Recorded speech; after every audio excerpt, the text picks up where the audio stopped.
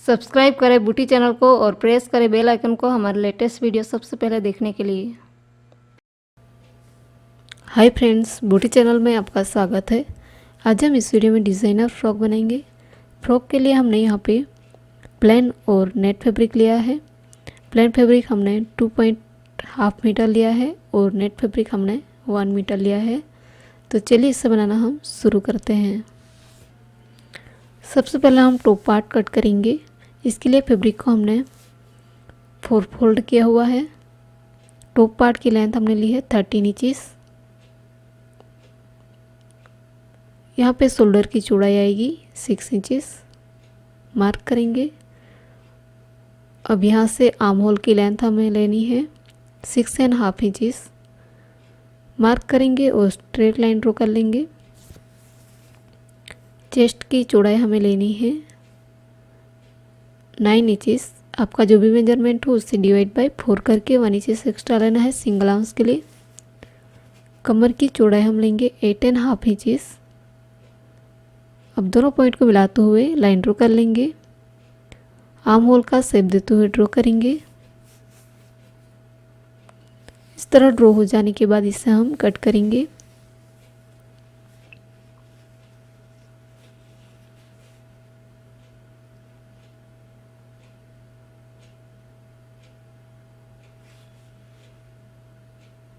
तो इस तरह टॉप पार्ट हमने कट कर लिया है। अब इसी नाप की लाइनिंग भी हमें कट कर लेनी है। इस तरह टॉप के 2 पार्ट है, ये दोनों पार्ट को इस तरह 2 फोल्ड किया हुआ है।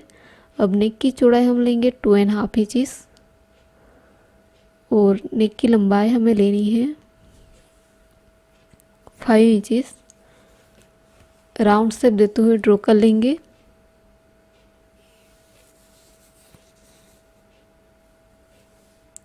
आर्म होल में हल्का सा राउंड शेप देते हुए ड्रॉ करेंगे। इसी तरह बैक पार्ट की नेक की चौड़ाई भी 2.5 इंचेस लेना है और नेक की लंबाई हम लेंगे 3 इंचेस। राउंड शेप देते हुए ड्रॉ कर लेंगे। इस तरह ड्रॉ हो जाने के बाद इसे हम कट करेंगे।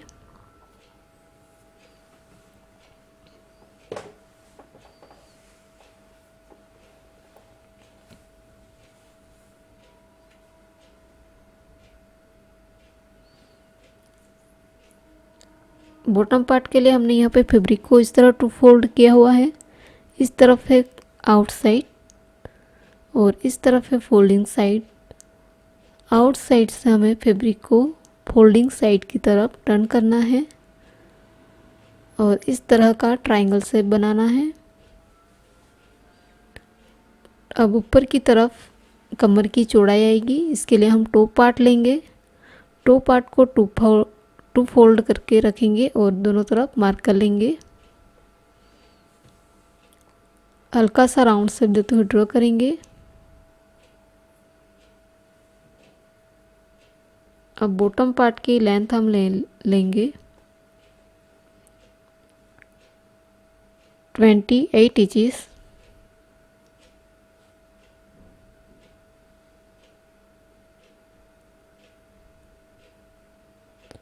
इस तरह हमें पूरे राउंड में 28 इंचेस मार्क कर लेना है।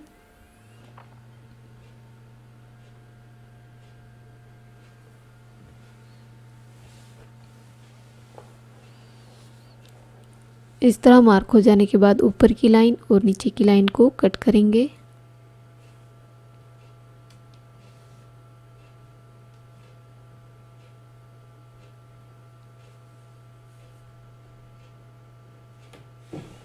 इसे ओपन कर लेंगे और 1 साइड फोल्डिंग है, इसे कट करेंगे।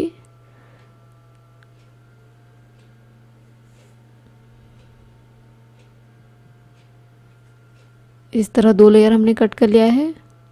अब हमने यहाँ पे बैक का टॉप पार्ट लिया है। इसके ऊपर लाइनिंग फैब्रिक को रखेंगे। राइट साइड से इस लाइनिंग फैब्रिक को रख के नेक पे हमें सिलाई लगानी है। फ्रंट पार्ट में टॉप के साथ दूसरा लेयर आएगा, इसके लिए हमने यहाँ पे नेट फैब्रिक लिया है। इस नेट फैब्रिक के ऊपर हमें फ्रंट का टॉप पार्ट रखना है। टॉप पार्ट को इस तरह उल्टा रख के एजेटिंग मार्क कर लेंगे।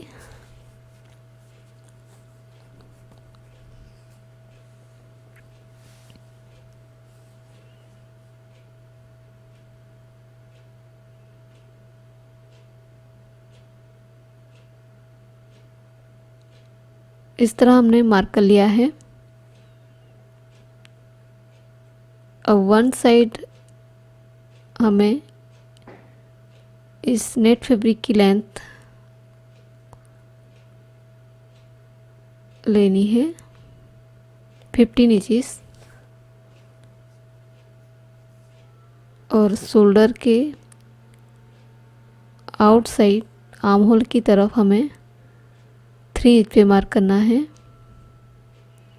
यहाँ से राउंड शेप देते हुए नीचे तक ड्रॉ कर लेंगे।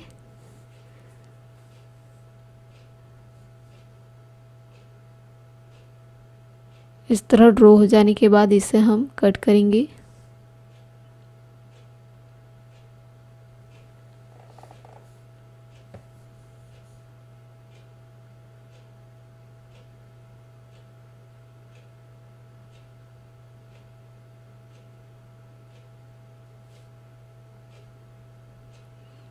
इस तरह हमने यह पीस कट कर लिया है।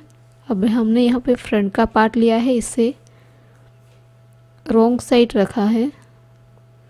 इसके ऊपर नेट फैब्रिक को उल्टा रखेंगे।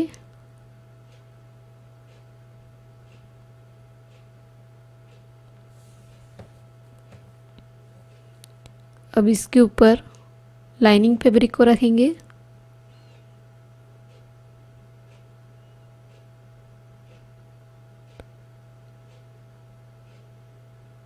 अब नेक पे हमें इसे सिलाई लगानी है, तो दोनों पार्ट के नेक पे हमने सिलाई लगा दी है। अब नेक पे हल्की हल्की नोचिस लगा देंगे।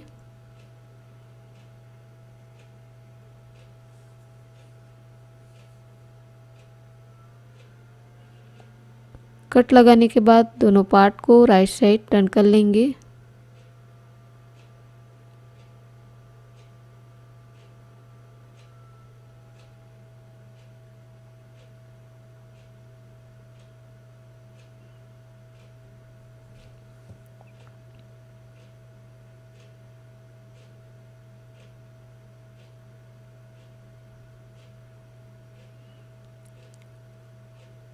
इस तरह राइट साइड टर्न कर लिया है।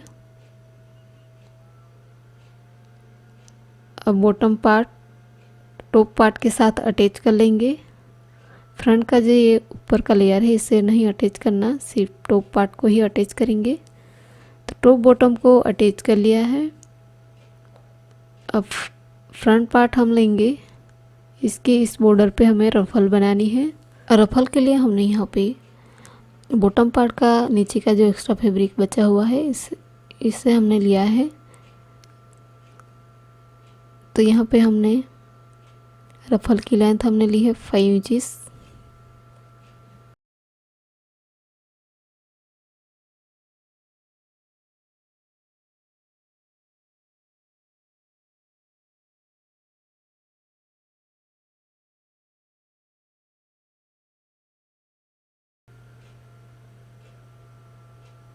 सभी पॉइंट को मिलाते हुए लाइन ड्रॉ कर लेंगे।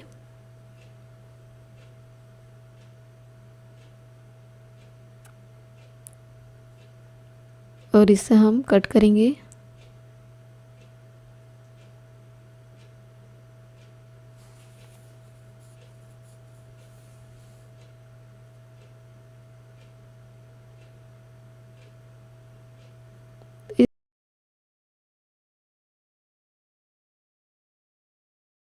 इस तरह 2 लेयर हमने कट कर लिया है। अब ऊपर का जो लेयर है इसकी लेंथ कम करनी है। इसकी लेंथ हमें लेनी है 4 इंचेस। इस तरह 4 इंचेस हमें राउंड में मार्क कर लेना है।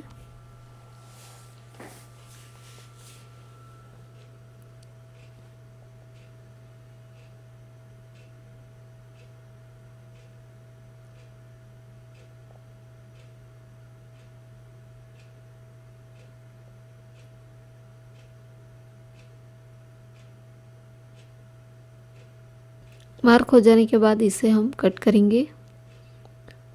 तो इस तरह मैंने कट कर लिया है। अब दोनों लेयर के बॉर्डर पे पिको स्टिच करना है और इसे अटैच कर लेना है। इसके बाद नेट फैब्रिक के साथ इसे अटैच करेंगे। दोनों लेयर को इस तरह उल्टा रख के इस बॉर्डर पे रखेंगे और प्लेट्स बनाएंगे।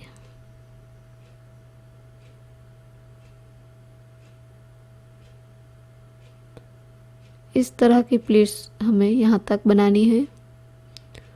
तो इस तरह मैंने प्लेट्स बना ली है। तो रफल को हमने टॉप पार्ट के साथ अटैच कर लिया है। अब फ्रंट पार्ट के राइट साइड बैक पार्ट को उल्टा रखेंगे और शोल्डर को अटैच कर लेंगे।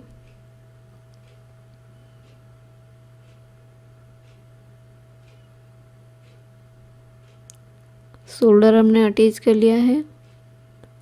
और वन साइड स्लीव आएगी और वन साइड स्लीवलेस।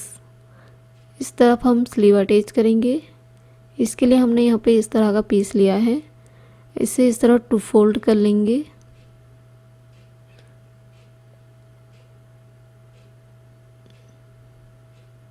इस तरह टू फोल्ड करने के बाद स्लीव की लेंथ हमें लेनी है 15 इंचेस और स्लीव की चौड़ाई हम लेंगे 8 इंचेस। यहाँ से नीचे 3 इंच पे मार्क करेंगे और यहाँ से आर्म होल का शेप देते हुए ड्रॉ कर लेंगे। मोरी की चौड़ाई हमें लेनी है 5.5 इंचेस। दोनों पॉइंट को मिलाते हुए लाइन ड्रॉ कर लेंगे और इससे हम कट करेंगे।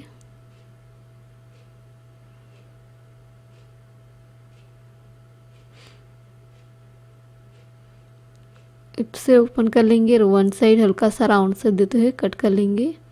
अब इसी नाप का नेट फैब्रिक भी हमने कट कर लिया है। इस नेट फैब्रिक को मेन फैब्रिक के साथ अटैच कर लेंगे। अटैच हो जाने के बाद इसे फ्रॉक के साथ अटैच करेंगे। इस तरह स्लीव को उल्टा रख के आर्म होल पे हमें सिलाई लगानी है और मोरी की बॉर्डर को रॉन्ग साइड टू फोल्ड करके सिलाई लगानी है। इस तरफ स्ट्रिप अटैच करेंगे जो हमने क्रॉस में काटी है। इस स्ट्रिप को आर्म होल पे अटैच करेंगे और रॉन्ग साइड फोल्ड करके सिलाई लगाएंगे। वन साइड हमने स्लीवलेस रखा है, वो वन साइड स्लीव रखी है। अब बैक पार्ट और फ्रंट पार्ट को मिलाते हुए इसे फिटिंग कर लेंगे।